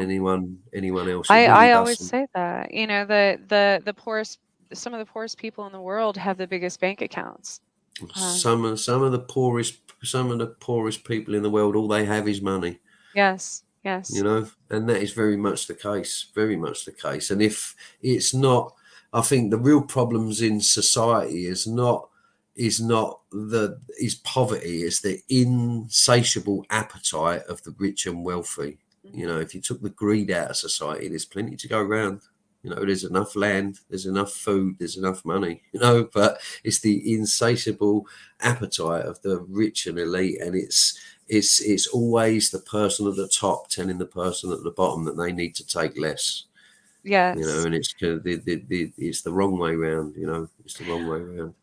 I was I thought about this when my son was in football because their school didn't have the funding to have a new field or anything, and they didn't even have enough players at the beginning of the season. They actually they didn't think they were going to be able to have a team, so they actually brought kids from the soccer team to which I guess overseas it's different. You all do call soccer football, but in the US actual football, they brought kids from the soccer team to be on the football who had never played football before in their lives. I mean, kind of same concept, but so nobody, and this school hadn't done anything with their team in 14 years, 15 years, which is how old the kids were that are on that team. And so their games were amazing, because I've been to uh, schools that had more funding and more money, and those kids who had wealthier parents who had been playing football since they were 5, had professional training and all this stuff. And to see, if I had a choice, I would have chosen the football in the ghetto because they didn't have a nice field. They had, uh, you know, rocks and dirt holes, and all the kids on the team, they didn't all have matching jerseys because they couldn't afford it. They didn't have the nicest cleats. They didn't have um, you know, all the best helmets and gear. They had what the school could afford or what they could afford. Yeah. Maybe hand-me-downs and stuff. And these kids quickly rose. They went to the championship game for the first time the school had been in 15 years. And so seeing them play against other teams, that um, were were wealthier, and they had the egos and the um, overconfidence and stuff like that, saying, "Oh, this school's not going to do anything. These kids are Yeah. just losers. They're poor. They're whatever." And these kids played their hearts out. Bless They were them. there for the game, just to play. It wasn't about politics, and it wasn't about whose parents had the right name and whose they they just loved the game. And some of them, that was their escape. Oh, bless them. Some of them were going back to uh, an abusive home after practice. Some of them were going back to um, homes with no parents present. Which is why I'm such an advocate, and why I hate bullying so much, because you Yeah, never know what's going on for people at home, and especially with the absolutely. youngsters. Kids can be so cruel, and Oh, we're quite fortunate because we grew up in an era without social media and all these things, and now what yeah. the youngsters are exposed to now. Oh, I mean, I hate it. I see it today, like the young girls nowadays in our country, and I suppose it's the same in your. We see it in Hollywood and all that. They think that beauty is all about outside. Beauty is an inside. Beauty is an yes. inside job, and a lot of these girls now they're mutilating themselves with lip fillers and. Yeah, And all these sorts of things, and it's really quite sad to see. It's quite sad because beauty is an internal thing. It's an yeah. internal None thing. of It really that. All is. of those things. Like you said, I didn't look my age. Back when I was drinking and when I was partying and doing bad things, and when I'm much younger, I mean, I was in my 20s, you know, I looked probably 10, 15 years older than I do now. Hmm. And it's because I didn't respect myself. I didn't love myself. I was Yeah. doing, toxic things, hanging around toxic people for that matter. I was in Yeah. abusive relationships and all these things. And I looked literally, it got to the point where I looked like I was dying. And the only reason people say that now, they're, "Oh, how do you look?" No, I haven't had, you know, lip injections and all these things. You don't need to. Well, but that's the change. It's literally mind over matter. Once you start loving yourself and and you project that not only within but without too. And once you start acting that way, and you know, Well, everything I think changes. you become more attractive. You attract a better sort of person. And that's how it's been Yes. for me, very much so. When my behavior changed and all these sort of things, I attracted better people. Yes. And the people I have in my life today are fantastic people. I associate with successful businessmen and all Mhm. these sorts of and other wonderful people that are doing good in society. And it's not just, I don't just mix with a wealthy. It doesn't matter to me whether you got £1 or £1 million. It makes no difference to me. If you're a good person, I'm attracted to you, and that's the same as it is for me. And that's how I sort of. It was a process of getting out of crime and criminality. It's because I value myself enough today to not put myself in that mix. I don't think criminally today. I don't associate with criminals, and I don't. I have no desire to, because I have enough self belief, self value, and my life is worth more today than to put myself in that position. That's how it's been, and that's how it is, and continues to be, and that's a great way to be. Yes. That's how I'm happy, Yes. whatever that is. Absolutely. you I know, think I think you get to a point where you just say, you can't you can't live that way anymore. You can't um and for me it was literally my doctors told me, I had like 1% chance to live. wow. So they Oh, said so you've been through it. Yeah, you've they been said you through it. either make it or you don't, you know. Yeah. Yeah, absolutely. I mean, I've had so many people. Um, I can't even count the number of times I've had guns held to, knives held to my throat. I've been in fights. Mm. I've been in.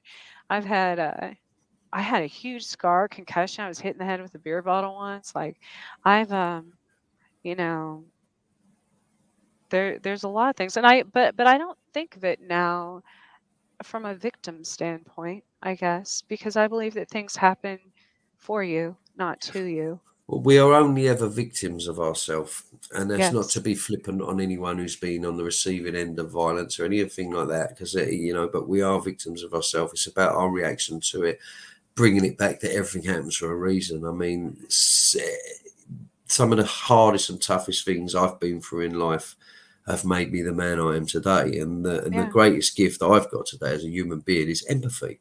I've learned to empathize, and that means I've Yes. learned to never judge someone till you've walked a mile in their shoes.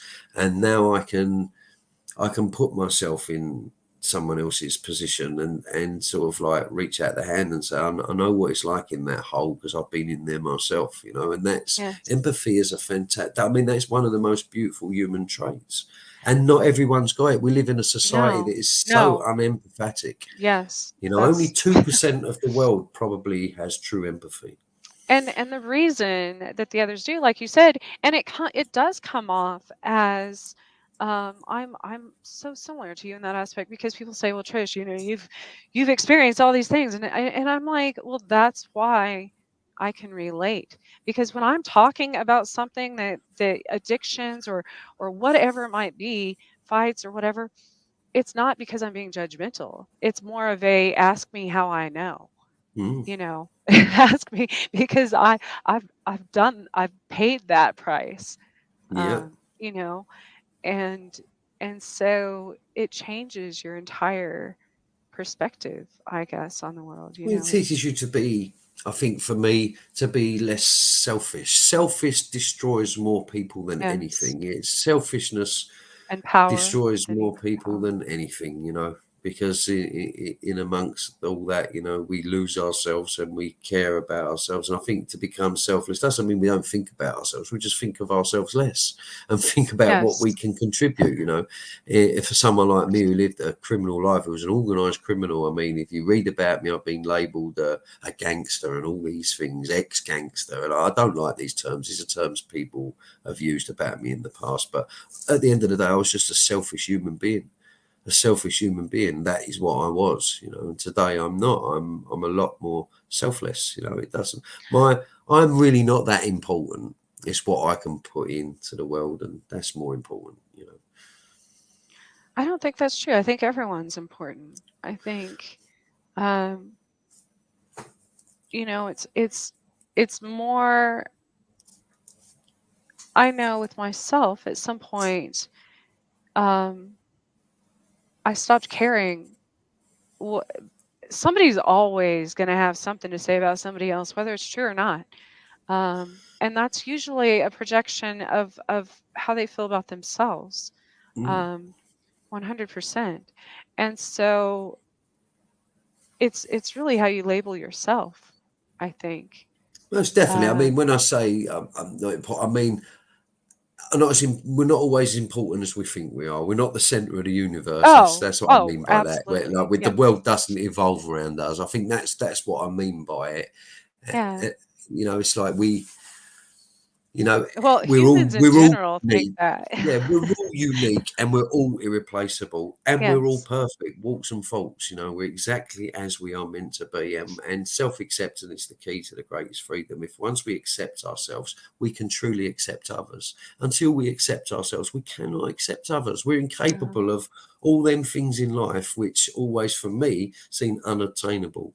Healthy relationships and all these things were all unobtainable to me because I was so self-absorbed and I just couldn't accept myself. How can you truly accept love if you can't love yourself? How can you give love if you can't love yourself? And it's Absolutely. all that healing stuff. We see it all the time, don't we? People have a relationship, it goes bad, they jump straight into another one and they take all the baggage of that one into that one. They never deal with anything. They just jump from Yes. ship to ship to ship and wonder why the end result's always the same, because nothing changes, right? Yeah. You have to be able to deal with your shadow side of everything. Um, Yeah, and accept that there are parts to all of us that if we could that may not seem perfect, but they are. They're how they're meant to be. As long as we're not Yes. harming people, as long as we're not harming people, and most importantly, as long as we're not harming ourselves, because that's what we do in the end. If we go through life Hmm. resentful and we resent everyone, all that truly happens is we're harming ourselves, because that will turn to self-resentment, and I know that, and you end up harming yourself. Yes. And You that's the end up same harming with yourself. the inability to forgive as well. When not just other people, but yourself. You're absolutely right. You When we don't have to forgive forgive ourselves, yourself. We have to um, forgive ourselves. yes. And that's the thing, is like a lot of people would they want everyone to forgive them, but they can't forgive anyone else, because you haven't forgive yourself for the harms you've caused yourself. And no matter what life we've lived, we've all harmed ourselves in some way. Hmm. Be it, I'm an extreme example, be it the crime, criminality, addiction, that stuff. But we've all harmed ourselves. But it's the same addictions. Everybody has addictions. I don't care. There's Yeah, some degrees that are worse than others, whether it's yeah, it's substances or whatever. But self hatred is an addiction. most definitely. If too much social media is an addiction too, which can become negative. Yeah. Um, I there's so many addictions that Oh, people sit there judging others, saying, "Oh, well, they're addicted to drugs, or they're addicted to alcohol or sex or whatever it may be." But there's other addictions that are just as bad. yeah, And an addiction's an addiction. From the time we're young, I even if you think about it, like sugar being an addiction, which is yeah. a huge health problem in this world now, comes from who? Our ourselves, like our parents, or whoever gives us sugar, our teachers, or whoever gives us sugar the first time, because it's not something that kids are born needing or even know exists. So, Yeah, yeah. Eating disorders and all these things. I mean, mhm, they're becoming um, so predominant now, especially yes, amongst young girls. Eating disorders, and it's really, really yes, sad. And I think it's because of what the images that they're portrayed yeah, on the TV and everything. They think, oh, if you're not slim, you're not beautiful. yeah, And and it's that's it's wrong. It's so wrong. it is. My daughter's 8, and um, she came home from school one day and she said, "I think I'm fat," and she's not at all. And I'm like, that is not something I could relate to, Oh, because when I was 8 years old, I didn't care about I half the time I didn't care what clothes I didn't care about brands, I didn't care about fashion that much.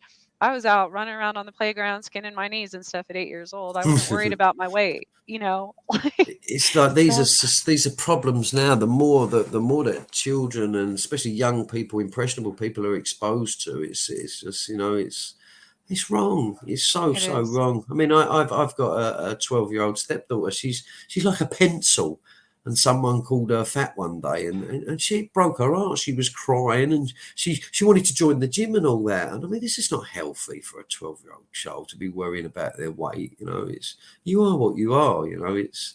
I mean, I'm not saying I'm not an advocate of saying, "Oh, we'll just eat unhealthy or whatever." I'm not No, saying no, that. But right. what I'm saying is, some people are slightly bigger, some people, and we're all beautiful in our own way. Yes.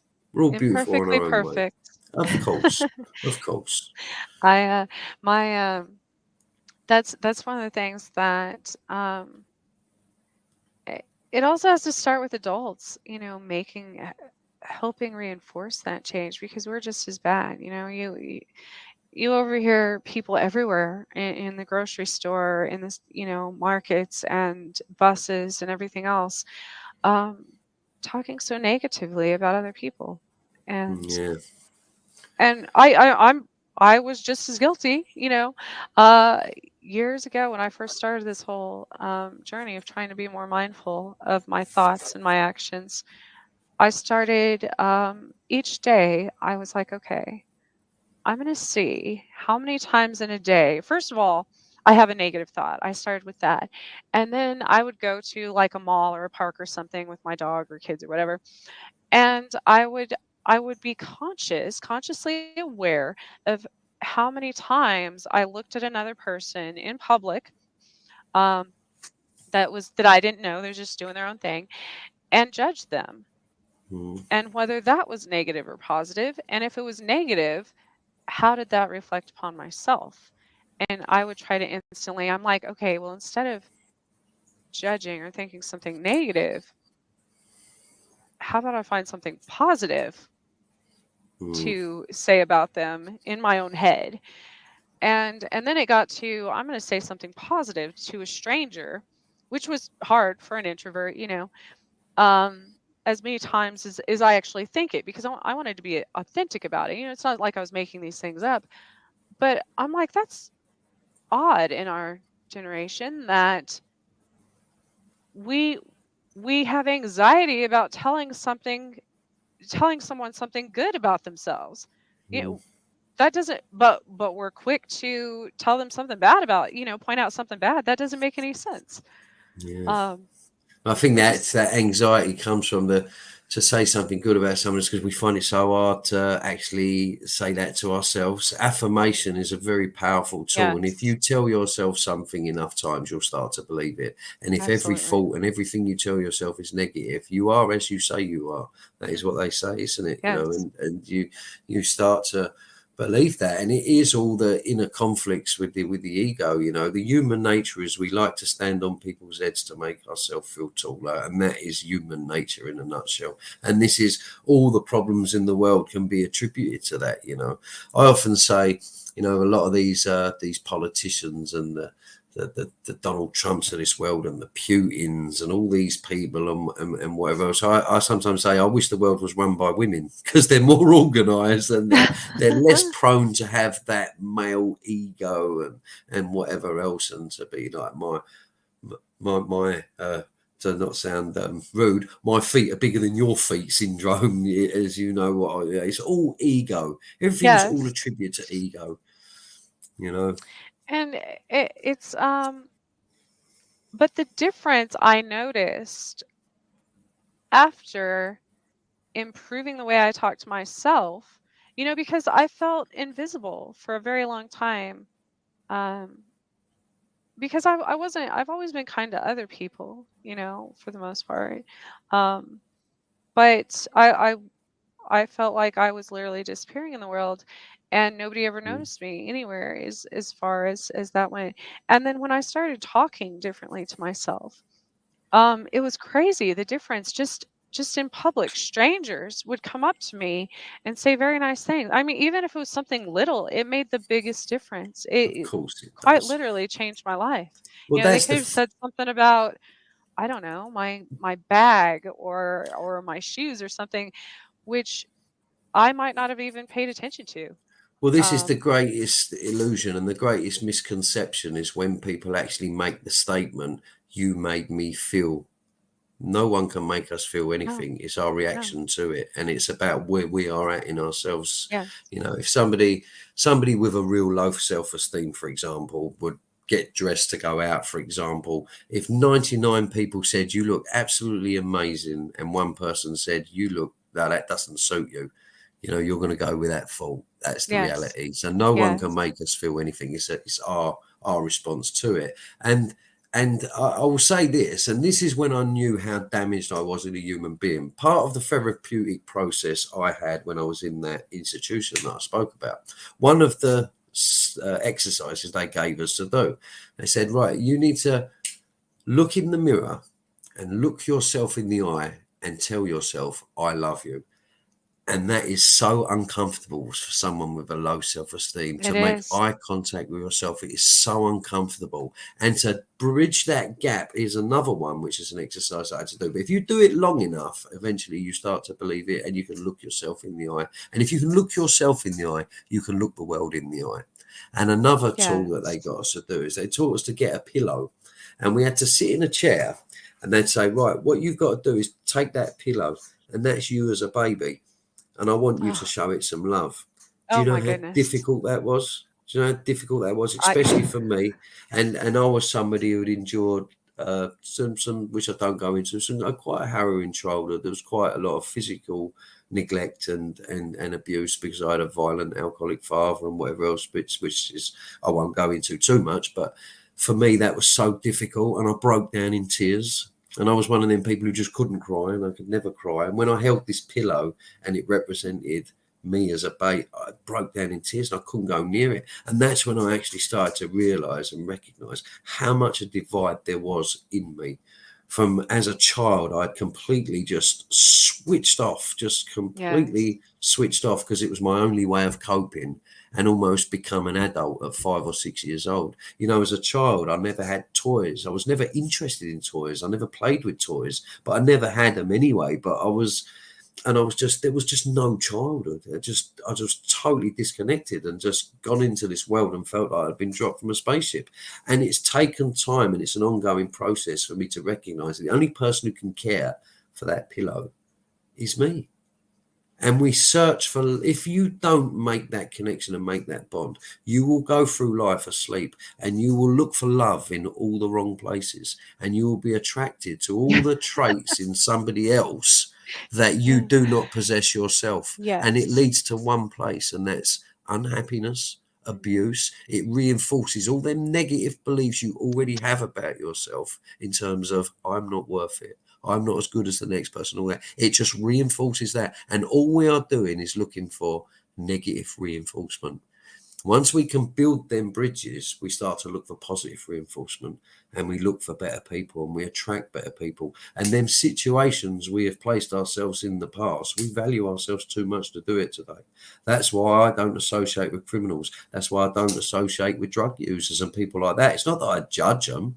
It's just Right. that I value myself today enough to know that it's down to me to protect myself. These things in my past have been far more powerful than I ever was. You know, drugs and all these things, they're more powerful than I ever was, so I don't put myself in that position. Why would I? That's you have, Ray, you have such an amazing story. And they say, it's the five people we surround ourselves with, um, who we become. Well, there's And only this is another trait for anyone who's listening, anyone who wants to, who really wants to get a deep understanding. Do you know there's only 5 personality traits? There's only 5. We all got our own characteristics and everything, but there's only 5, and that's the thinker, the feeler, the doer, the belonger, and the I forget what the bloody other one is in now. But anyway, you will only never know your dominant personality trait under crisis. Like when if the house was on fire, a thinker will sit there and go, let me figure out a way to get out. A feeler will go into a panic. A doer will just jump out the window. A belonger will just try to latch onto someone else, and the helper will want to help everyone. There's 5 dominant personality traits, and it's recognizing what we are and working with that. I I think they should teach that in school. I've heard of that, and I think in the US it's a different way in psychology, but it's the same concept. Um, but Ray, we are out of time, unfortunately. I would love to continue speaking with you. It's been I'm an going to email absolute you. pleasure. It has I've really been enjoyed such it. a pleasure. Me too. I was going to say in closing, um, you said bridging that gap a few times. I was wearing a Gap sweater thing that I had. And when I heard that Naomi Judd had passed away on Saturday, actually, and it's ironic because she, if you're not familiar with the song, look it up. Her and her daughter sang Love Can Build a Bridge. And it's a powerful song and a powerful statement. Um, and, you know, our condolences go out to her family and Most and definitely. friends because she did die of mental illness after all of her struggles through life. So um, thank you all for listening, Ray. Thank you again. And Thank you. It's been an absolute honour. And I reiterate, please, good people of Kansas, please stay safe. yes, Yeah. yes, it's not thundering now, so maybe the storm's calmed down. And we will see you all next, or well, I guess see you. We will be back next week. Tune into The Missing Piece another 2 hours from 8 to 10 o'clock p.m. Central Time. Have a good night and stay safe. Thank you, Trish. Oh, maybe.